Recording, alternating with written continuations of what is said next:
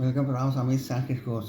சரண் சான்ஸ்கிரிட் சிக்ஷக் பரீட்சையா பாரத வித்யாபவன் சிலபஸில் ஃபஸ்ட்டு பேப்பரில் 11வது பாடம் கண்டினியூஷன் பார்க்குறோம். துந்து சமாசக கண்டினியூஷன், அந்த பாடத்தோட கண்டினியூஷன், 11வது பாடத்தோட கண்டினியூஷன். ஏக சேசக, 2 அல்லது மேற்பட்ட வஸ்துக்களை ஒன்றாக சேர்த்து ராம கிருஷ்ண முகுந்த, ராமகிருஷ்ண முகுந்தர்கள் என்று துந்து சமாசத்தில் சொல்கிறோம். துந்து சமாசத்தில் 3 பேரை சொல்கிறோம். இந்த மாதிரி ஏகசேஷத்தில் அப்படி வரும் பதங்களில் ஒன்று தான் மிச்சமாக இருக்கும். ஏகசேஷத்தில் ஒன்று தான் மிச்சம் வரும். இதற்கு 2 உதாரண பிரிவுகள் உண்டு. சரூபை கசேஷக, விரூபை கசேஷக என்பதாக.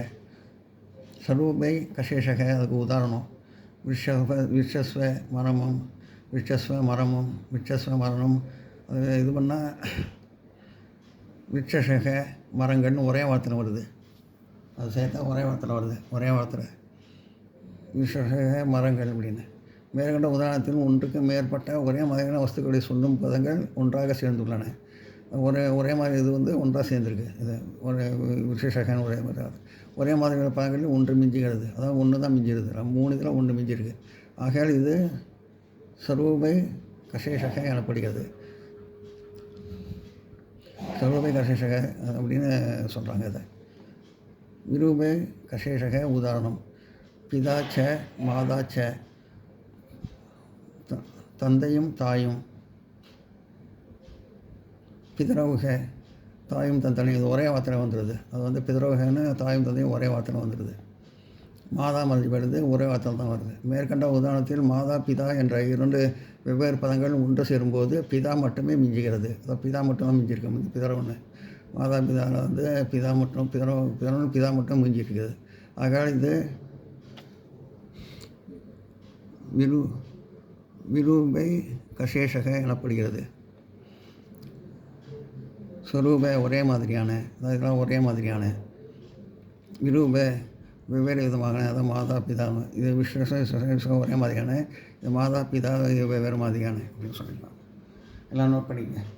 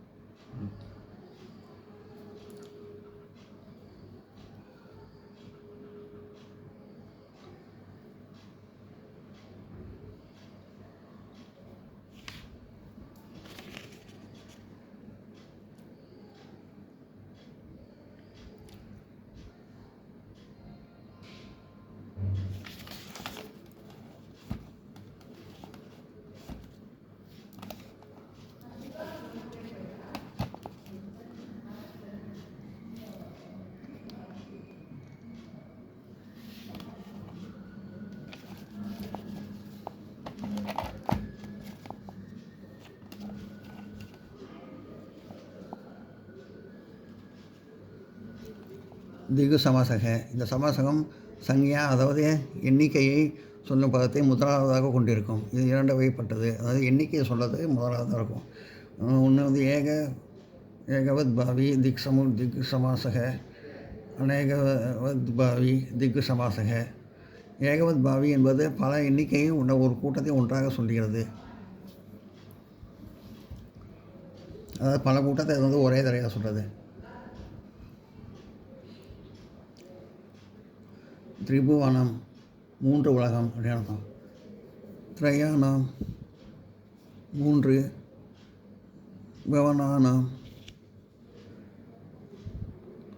உலகங்களின் சமாகரக சேர்க்கை. அது 3 உலகின் சேர்க்கை வந்து திரிபுவனம்னு ஒரே 3 உலகம்னு ஒரே வார்த்தையில் வருது, ஒன்றாக சொல்கிறது. அநேகவத் பாவி சமாசத்தில் பல எண்ணிக்கை உள்ள வஸ்துக்கள் சொல்லப்படுகின்றன. உதாரணம், சப்தவர்ஷக 7 சப்தர்ஷிக 7 ரிஷிகள், சப்தக ச தே ரிஷியக 7 ரிஷிகள் உன்னுடையவை. அந்த வார்த்தை வந்து 7 ரிஷிகள்னு வருது. பல எண்ணிக்கை 7 ரிஷின்னா பல எண்ணிக்கை உள்ள இதை சொல்கிறது 7 ரிஷிகள்னு. அவ்யயி மாவ சமாசக அவ்யயத்தை முதலாக கொண்டது. அதாவது பக்கத்தில் பின்பக்கம் அந்த மாதிரி வந்து சொல்கிறது. உதாரணம், அணுவிஷ்ணு அணுவிஷ்ணு இது வந்து விஷ்ணு. அணுவிஷ்ணுனா விஷ்ணுவின் பின்புறம், விஷ்ணு பஷாத் விஷ்ணுவிற்கு பின்னால் அப்படின்னு சொல்லி அந்த அவ்யயம்னா அதை பின்னால் பக்கத்தில் அதை சொல்கிறது. இது பின்னாலும் சொல்லியிருக்கு இதில். அணுவிஷ்ணுன்னா விஷ்ணுவுக்கு பின்புறம், விஷ்ணுகே பஷாத்னா விஷ்ணுவுக்கு பின்னால். நான் நோட் பண்ணிங்க.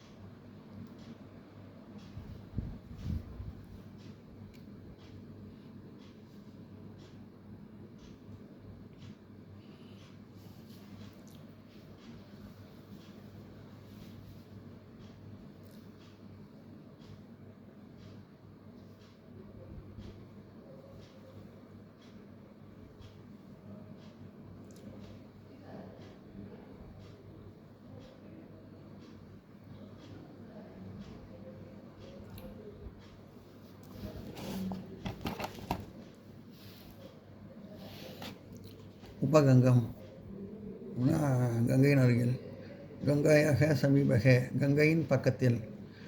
அந்த உபங்கிறது வந்து அருகில், பக்கத்தில் வந்து அர்த்தத்தை கொடுக்குறது. மேற்கண்ட உதாரணங்களில் அணு உப என்ற அவ்யயங்கள் முறையே பின்னால் பக்கத்தில் என்ற அர்த்தத்தை கொடுக்கின்றன. அணுனா பின்னால், உபனா பக்கத்தில், இப்போ பார்த்தோம் ரெண்டும் என்ற அர்த்தத்தை கொடுக்கின்றது. அந்த எந்த வேற்றுமையிலும் எந்த காலத்திலும் மாறாமல் இருக்கும் பதங்களே அவ்யயங்கள் எனப்படும். எந்த வேற்றுமையும் எந்த காலத்தில் எதுவும் மாறாமல் இருக்கிறது தான் அவ்யயங்கள் வந்து சொல்லப்படுது. எல்லாம் நோட் பண்ணிங்க.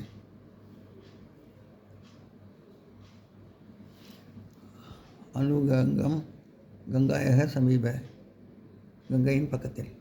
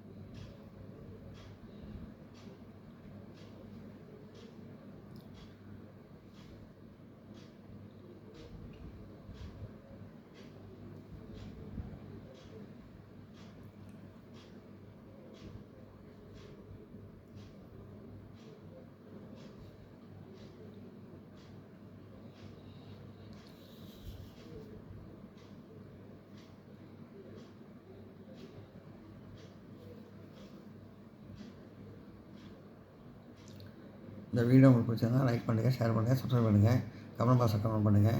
தேங்க்யூ. நாளைக்கு குட் ஃப்ரைடே ஹாலிடே.